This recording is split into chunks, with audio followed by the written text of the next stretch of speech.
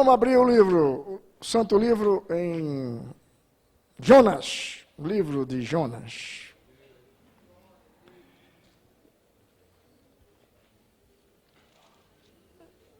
Para quem está com a Bíblia do culto, aqui na página 1079. Não é fácil achar esse livrinho, não, irmão. Acha aí, lá no finalzinho, lá, viu? Depois de Daniel, depois de Ezequiel, viu? É difícil o negócio aí. Antes de Sofonia, por aí, vai achar aí.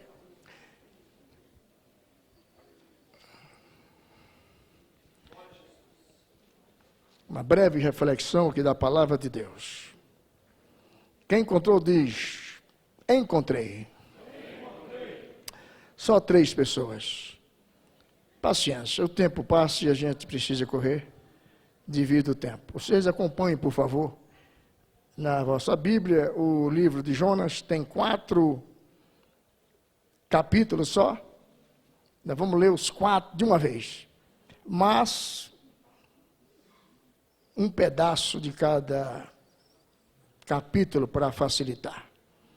Começa o capítulo 1 do livro de Jonas, dizendo assim: E veio a palavra do Senhor a Jonas, filho de Amitai, dizendo: Levanta-te, vai à grande cidade de Nínive e clama contra ela, porque a sua malícia subiu até mim. Jonas se levantou para fugir de diante da face do Senhor para Tarsis. E descendo a Jope, achou um navio que ia para Tarsis. Pagou, pois, a sua passagem e desceu para dentro dele, para ir com eles para Tarsis, de diante da face do Senhor. Mas o Senhor mandou ao mar um grande vento, e fez-se no mar uma grande tempestade, e o navio estava para quebrar-se. Então temeram os marinheiros, e clamava cada um ao seu Deus, e lançavam no mar as fazendas que estavam no navio, para o aliviarem do seu peso. Jonas, porém, desceu aos lugares do porão, e se deitou e dormia um profundo sono. Capítulo 2, versículos 9 e 10. Mas eu te oferecerei sacrifício com a voz do agradecimento, o que votei pagarei. Do Senhor vem a salvação. Falou, pois, o Senhor ao peixe, e ele vomitou a Jonas na terra. Capítulo 3. Veio a palavra do Senhor segunda vez a Jonas, dizendo: Levanta-te, vai à grande cidade de Nínive, prega contra ela a pregação que eu te disse. Levantou-se Jonas e foi a Nínive, segundo a palavra do Senhor. Era, pois, Nínive uma grande cidade de 3 dias de caminho. E começou Jonas a entrar pela cidade, caminho de um dia, e pregava e dizia: ainda 40 dias e Nínive será subvertida. Capítulo 4. Mas desgostou-se Jonas extremamente disso e ficou todo ressentido. E orou ao Senhor e disse: Senhor, não foi isso que eu disse, estando ainda na minha terra? Por isso me preveni, fugindo para Tarsis, pois sabia que és Deus piedoso e misericordioso, longânimo e grande em benignidade, e que se arrepende do mal. Peço-te, pois, ó Senhor, tira-me a minha vida, porque melhor me é morrer do que viver. Toma assento, por favor.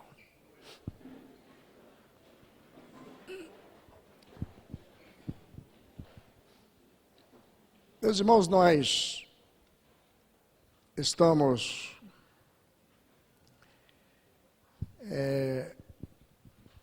na véspera de termos aqui o Congresso das Missões. E eu, sabendo disso, estamos a cabeça girando em torno disso. Então, estarei trazendo uma palavra hoje de cunho missionário. Quero pegar o assunto, o tema, Jonas e a dor da missão. Porque se você não sabia, você que não é obreiro, você que pode até ser obreiro, mas nunca liderou uma equipe de pessoas ou uma igreja, você ainda não sabe o que é ministério. Você não sabe. Ministério tem muitas dores. Todo profeta é meio atrapalhado, nervosão. A grande maioria é esquisito, carrancudo, porque ele carrega dores dentro dele. Alguns chegam a ser até bipolar. De uma hora ele está de um jeito, daqui meia hora ele está de outro, daqui 3 horas, daqui 5 horas ele volta de novo, ser diferente. Porque as agruras da obra, os problemas das pessoas, querendo ou não, afeta a sua vida. Se você for ver, por exemplo, João Batista era muito esquisito. Lá no meio do mato, o povo ia lá, e ao invés dele falar, ô gente boa, vieram para cá me encontrar nesse meio de mato, nesse deserto. Não, eles diziam, raça de víboras. Quem vos ensinou a fugir da ira? Mas o povo ia lá para escutar ele. Mas ele mesmo, dentro de si, carregava palavras pesadas. Porque o profeta, verdadeiro homem de Deus ou mulher de Deus, ele carrega dentro dele o sentimento que está no coração de Deus. E se existe uma coisa que o povo é propenso, é tendencioso, é para o que não presta.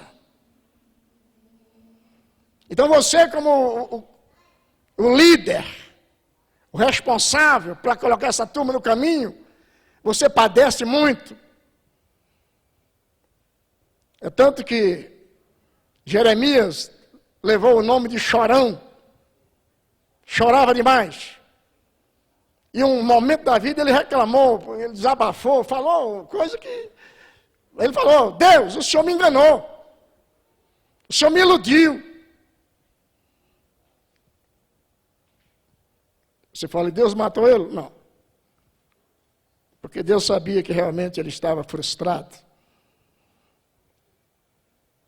Mas escute. Deus é bom. Mas não pede nada fácil para ninguém. Você viu que vocês gritaram quando eu falei, Deus é bom? Alguns, amém, glória. Aí quando eu terminei a frase, aí você fechou a boca já. Você não conseguiu completar. Porque é a grande verdade. Deus é bom, mas não pede nada fácil para ninguém. Você nunca vai encontrar moleza com Deus. E é esta razão até pela qual nós temos mais gente fora da igreja do que dentro dela. Tem mais desviados fora da igreja do que dentro da igreja. Porque Deus é o quê? Entenda, pelo amor de Deus. Deus é o quê? Bom. Deus é bom, mas não pede. Entenda. É fácil. Se fosse fácil, a igreja estava abarrotada de pessoas, não cabia em lugar nenhum. É porque a gente vem para a igreja e chega todo alegrezinho, e tudo bem, e algum de nós quer até ensinar o pastor como é que faz as coisas. Aí chega um tempo da vida e você fala, gente, eu só não pulo fora porque eu sei que o inferno está lá. Não, vamos ser sinceros. Sim ou não? Sim. Agora escute.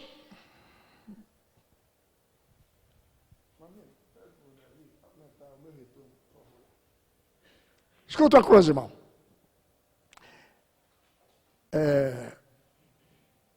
A quem Deus chama,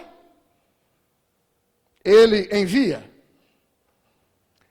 A quem Ele envia, Ele cuida.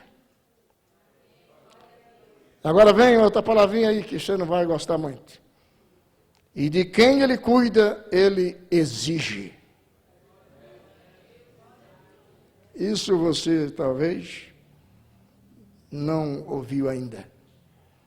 Que nós ouvimos muita conversa, pregações, que muita gente prega, porque quem prega e nunca lida com gente para cuidar de pessoas, tem uma pregação de um jeito.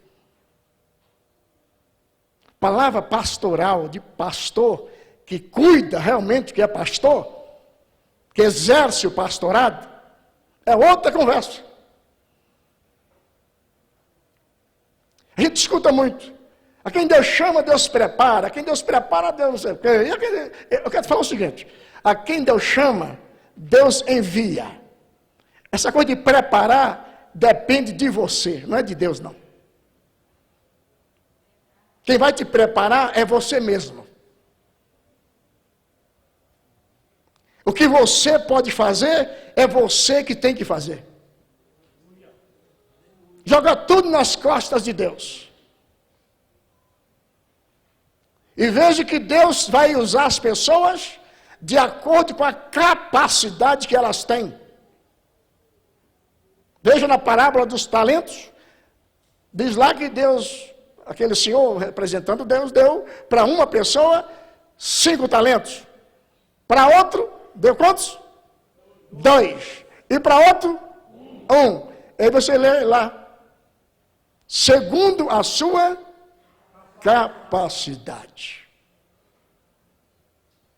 Temos os grandes líderes aí, sendo mal falado, aquele monte de invejoso descendo porrete neles.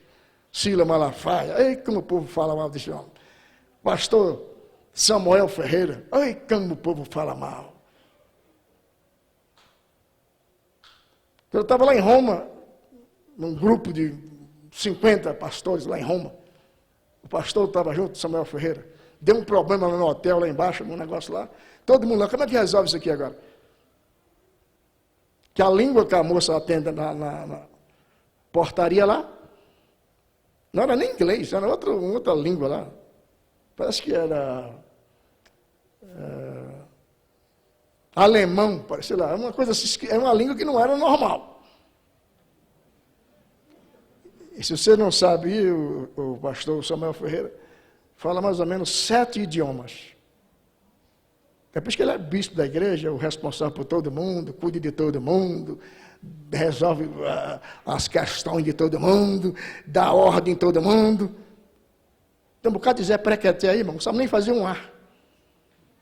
Se mandar ele falar o A e o U, ele não consegue falar. E fala mal dessa turma. Sabe por quê? Cheio de inveja. Não é outro motivo, inveja. Você não sabe por que essa turma, quem são eles? Aliás, antes de falar de alguém, é bom você passar pelo menos aí um mês junto, comer junto, andar junto, conversar junto, depois você fala. Cuidado com o que você ouve. De quem Deus cuida, Deus exige.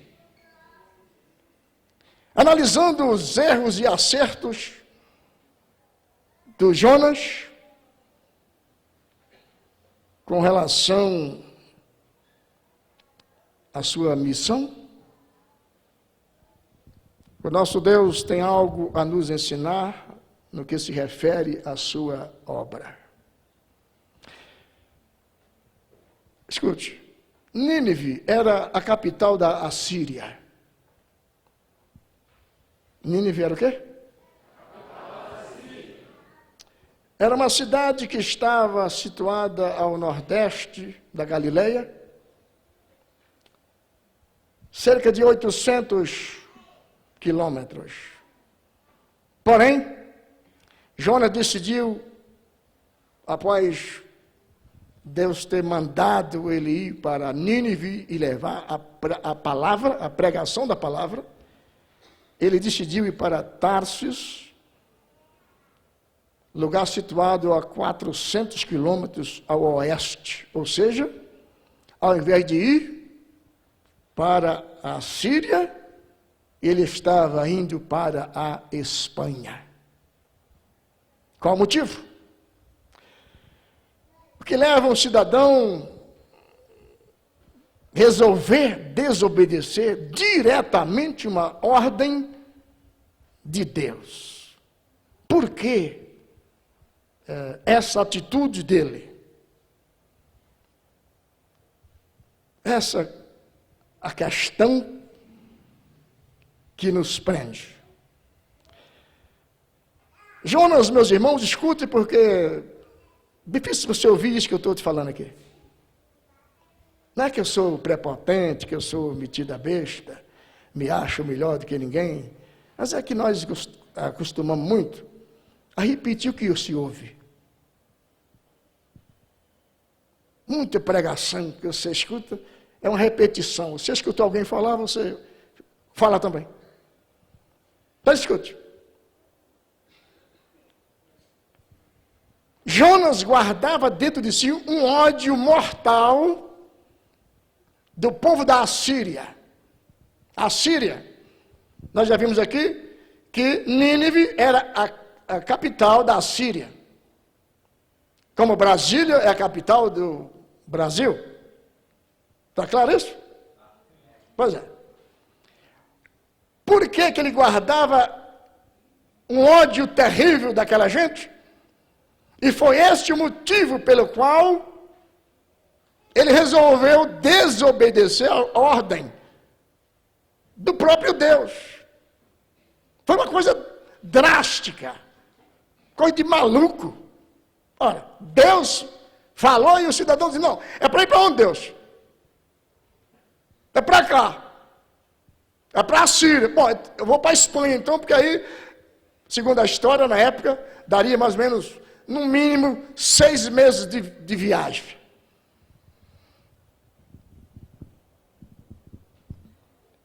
Olha, Isaías, vamos ver aqui Isaías,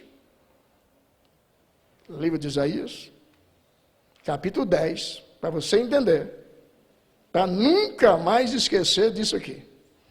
Quando ouvi falar de Jonas, Jonas foi engolido pelo peixe, porque Jonas, pois é, tem um motivo aqui.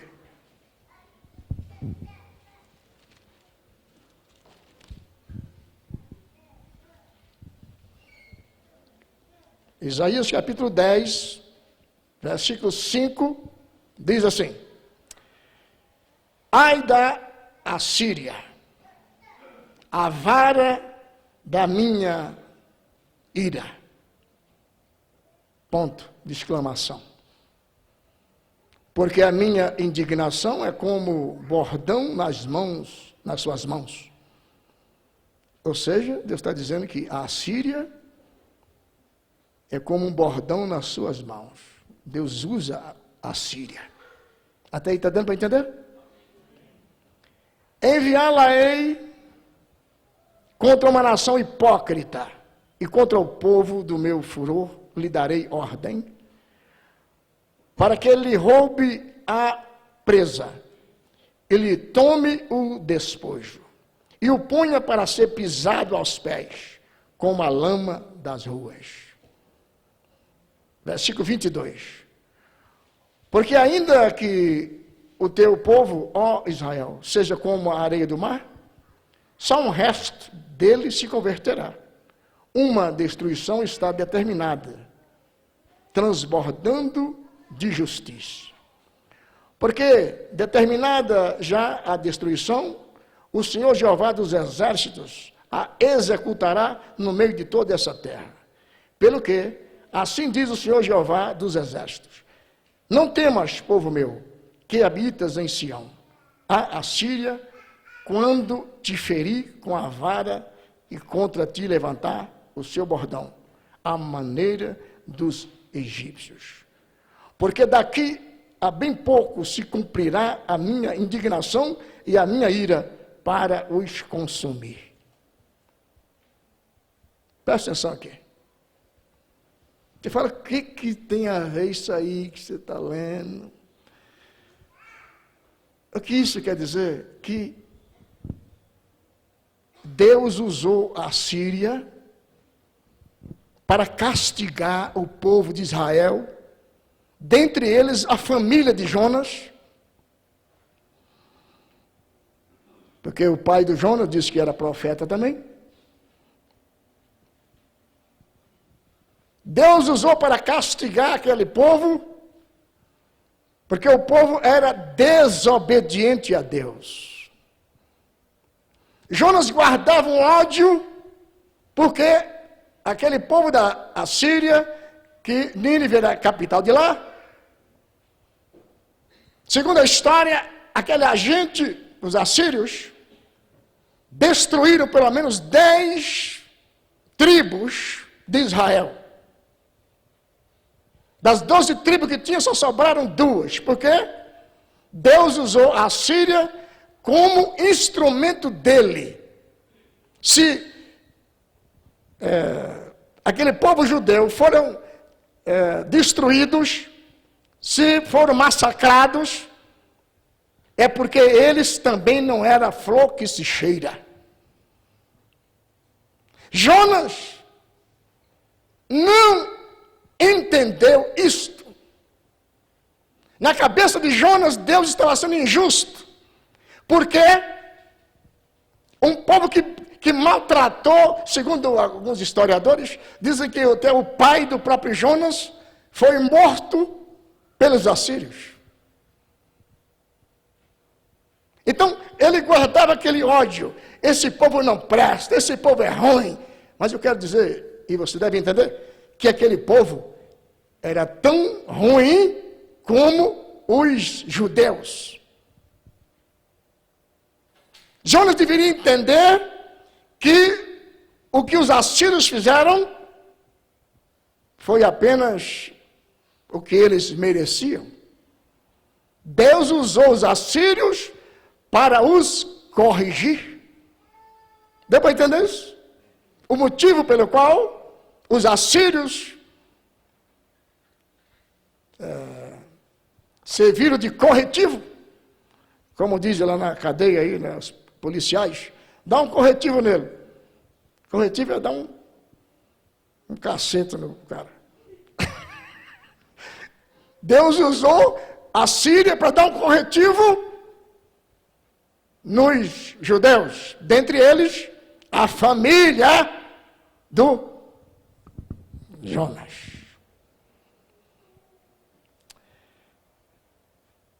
O que você aprende nisso aqui? Os ninivitas, assírios, eram maldosos, cruéis, porém, os judeus também eram. A prova estava até aqui na própria atitude do Jonas. Jonas pregou 5 palavras apenas, com raiva ainda. Deus disse, vai lá e prega a palavra. Você sabe a palavra que ele pregou? 5 palavrinhas. Capítulo 3. Olha você ver aí. Versículo 4. Qual é a pregação dele? Ainda 5 palavras numa frase. Ainda 40 dias, quer dizer, 2 palavras. Nínive, 3. Será, 4. Subvertida. Esta foi a pregação dele. Lá na cidade, quando ele chegou lá. Sabe o que acontecia ali? Os ninivitas eram problemáticos, mas Jonas também fazia parte era farinha do mesmo saco. Escuta aqui, irmão, que a minha pregação é bem objetiva. Escute. Nesta estrada da vida, a gente fere e a gente é ferido. A gente ofende e é ofendido. Magoa e é magoado. É assim ou não é? É assim ou não é? Quanta gente eu já magoei. Essa mulher mesmo aí, essa pobre. Dia que eu estou invocado. Senhora Diva! Você tem que falar, meu amor, meu cheiro. Pô, você que cuida de mim, minha senhora. Ah, não, eu naquele... Dona Diva, eu falo, peraí, não é assim que você fala não, meu amigo. Volta a conversa aí, direito aí. Eu digo, oh, sim, Dona Diva e tal. Mas já ofendi.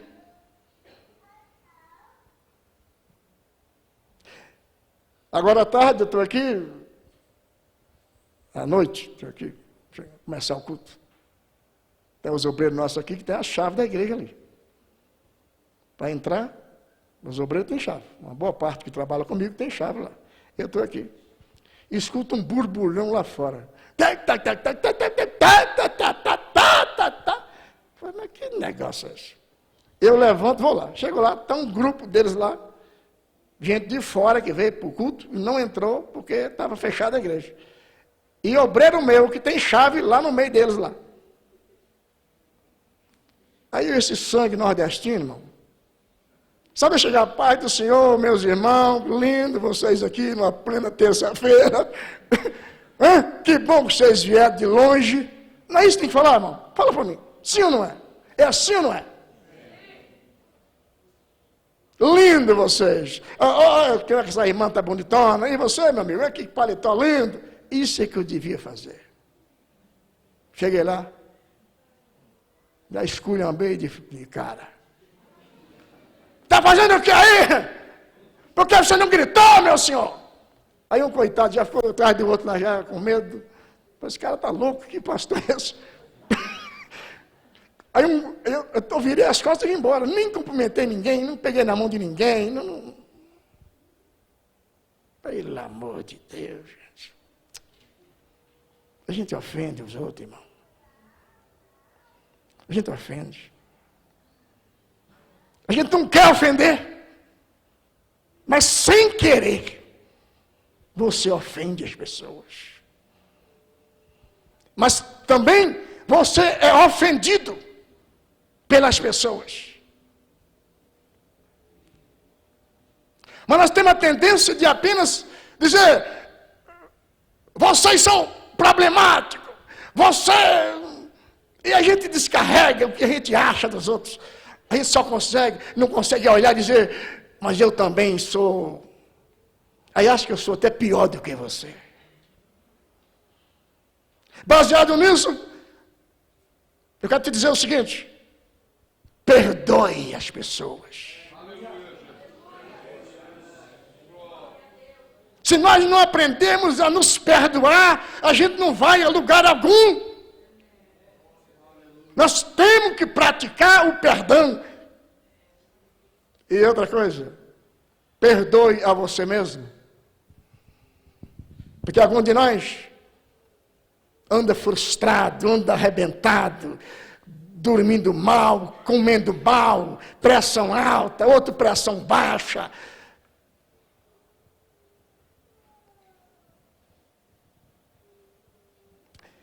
Porque guarda traumas de coisas que fez e diz, por que eu falei? Por que eu agi daquela forma? E você não se perdoa. Então você precisa aprender a perdoar a você mesmo. Você é gente como todo mundo.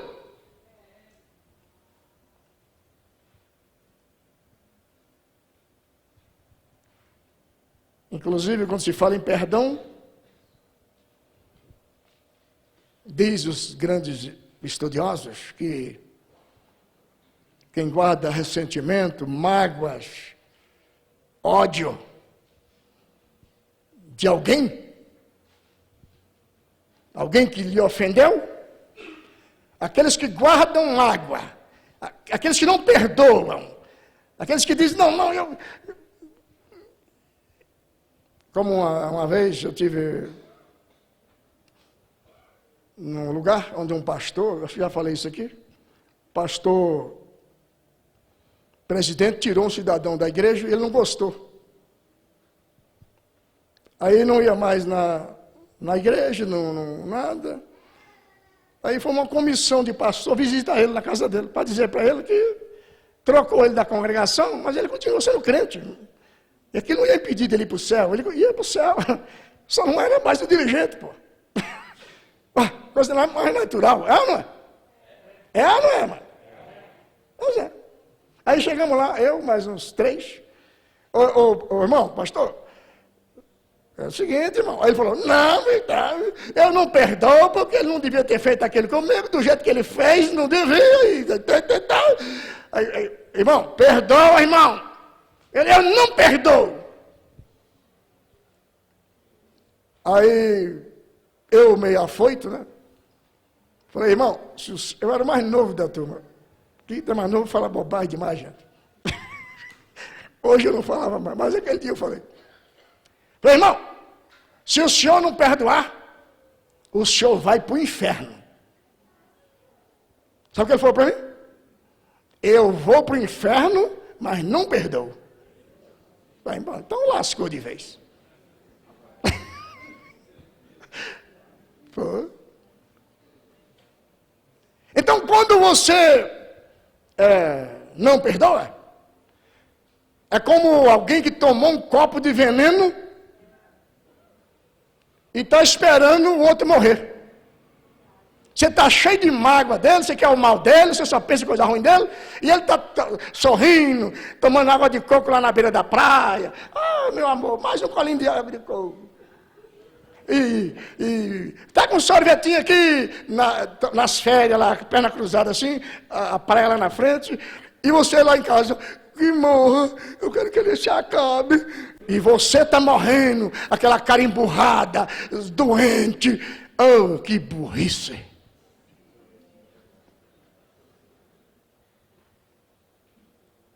Perdoar é uma decisão.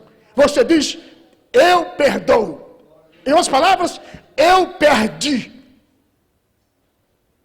Eu perdi. Perdoar isso. Você dizer, eu perdi. Me ofendeu? Pois é. Não me pagou? Pois é. Fala mal de mim? Eu perdi. E você continua livre, adorando a Deus e vai morar no céu com Jesus.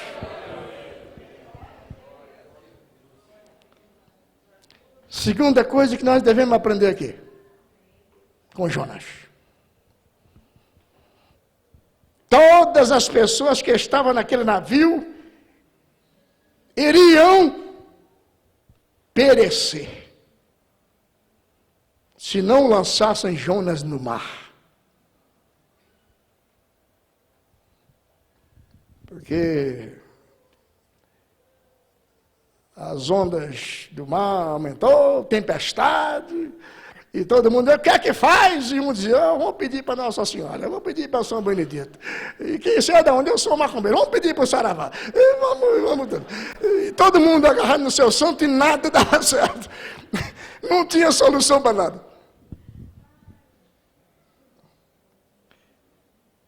Aí disseram, mas nós aqui já fizemos tudo o que tinha que fazer. Vamos achar isso se não tem mais alguém? Vai lá no porão, está ele lá deitado, Jonas.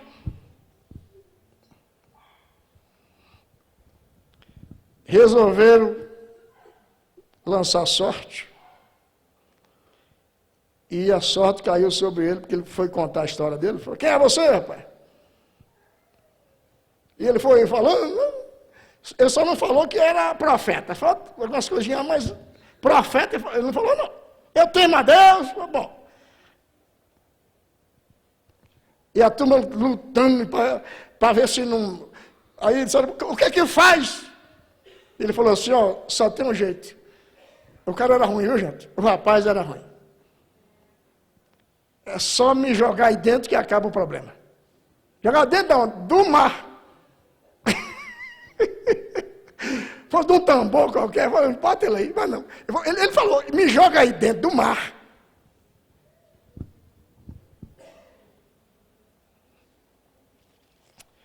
Meus irmãos, se aquela turma não jogasse Jonas lá naquele mar, todos eles iriam morrer.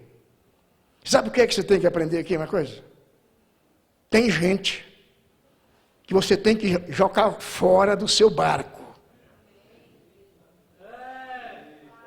Nessa estrada da vida, tem certas pessoas que você tem que arrancar fora do seu barco,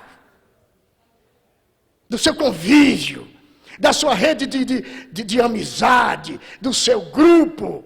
Tem gente que não dá para andar com você, ele vai te afundar. Não acredita em você, não te respeita, não te valoriza, te critica, tudo que você faz está errado. Ô, meu amigo, descarta esse tipo de gente, você vai ficar problemático também, vai ficar doente. Valorize as pessoas que querem estar do seu lado.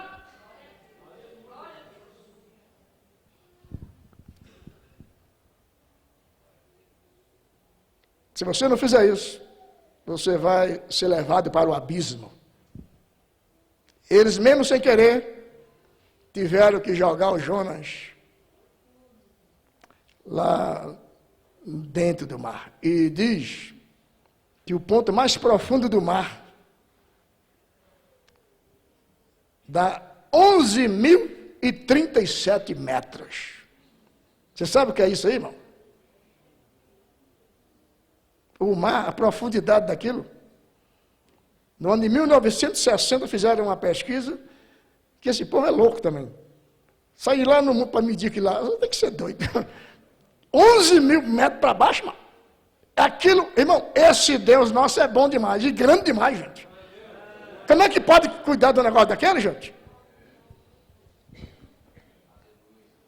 E Jonas dormia, irmão, um sono profundo, quando a turma foi despertar. Que Deus abençoe nós todos, pessoal. Que a gente tenha juízo. Porque Jonas só tomou uma atitude de buscar a Deus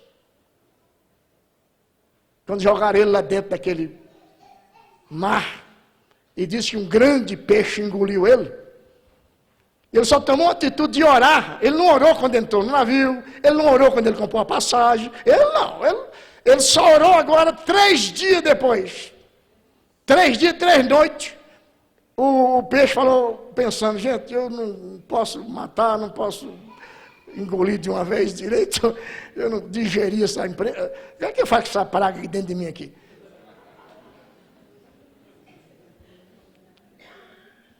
Aí acho que o peixe deu uma apertada nele lá dentro, falou, agora vai, né? Aí ele resolveu orar. Depois de 3 dias e 3 noites. O cidadão era ruim, não era? Esse estava ruim, estava. Esse estava, como diz lá na terra do Jorge Bezerra, estava com a cebola mesmo. Terceira coisa, e com isso a gente acaba. Escute, irmão. Nem tudo vai sair do jeito que você quer. Se contente em cumprir apenas o que Deus mandou você fazer.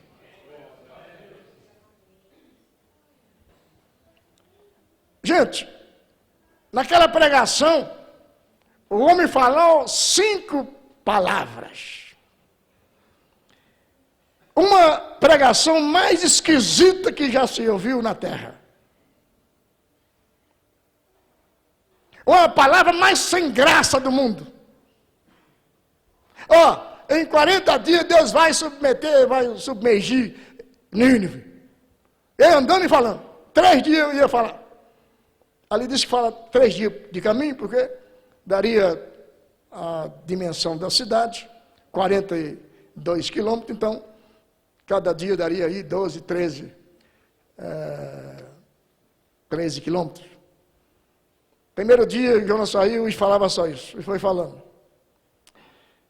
E é o único pregador no mundo que ficou triste, porque a pregação dele salvou as pessoas. Até falei, isso aqui é difícil. O único pregador na terra, irmão, aliás, ele ficou tão triste, irmão, quando ele falou assim, quando ele pregou, e ele falou, ele pensou, Deus vai destruir tudo. Ficou sabendo que Deus perdoou todo mundo. Ele não só ficou triste, como ele pediu para morrer. Pediu para morrer, gente. Olha só o que ele falou aqui.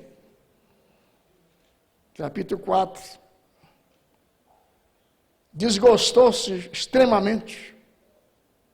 Orou ao Senhor e disse: ah, Senhor, não foi isso que eu disse? Ele era sincero, né, pessoal? Estando na minha terra. Por isso eu me preveni, fugindo para Tarso, pois sabia que é Deus piedoso e misericordioso, longânimo e grande em benignidade, que te arrepende do mal. Peço-te, pois, ó Senhor, tira a minha vida, porque melhor me é morrer do que viver. Até os animais jejuaram, gente. Os cabritos, o cachorrinho sem comer, o gato também, não tinha força. Todo mundo jejuando. E o Jonas falou, tem que matar tudo. Ao invés dele festejar. Sabe o que aconteceu? Ele saiu da cidade. Capítulo 4, versículo 5. Olha aqui. Então Jonas saiu da cidade. E assentou-se ao oriente da cidade, e ali fez uma cabana, e se assentou debaixo dela, à sombra, até ver o que aconteceria à cidade. Ele não acreditou que Deus tinha perdoado de verdade. Ele falou, vou sentar aqui e vou ver, porque Deus vai pensar direito do que ele está fazendo, e vai destruir tudo esse negócio. Ficou de cá olhando lá a cidade. Quando viu que nada acontecia, pediu de novo para morrer. 2 vezes queria morrer. Porque ele queria ver todo mundo indo para o inferno. Segundo alguns teólogos, diz que na cabeça de Jonas, os ninivitas seriam o combustível do fogo no inferno. De tamanho ódio que ele teve. Foi o único pregador que pregou com raiva e salvou mais gente do que qualquer pregador no mundo. E ele ficou de cá olhando assim, vai destruir, vai, vai. E como não foi, ele falou, então eu quero morrer de verdade. É melhor morrer do que viver. Que Deus abençoe cada um de nós. Que nós possamos suportar a dor da missão. Olhar sempre para nós mesmos e para as pessoas que a gente acha que não presta e dizer, eu e ele podemos dar as mãos, nós somos iguais. Você é Jonas e eu sou Jonas. Nós somos Jonas, mas nós temos um Deus que tem misericórdia de nós. E com ele nós vamos vencer todas as coisas. Em nome de Jesus. Vamos de pé.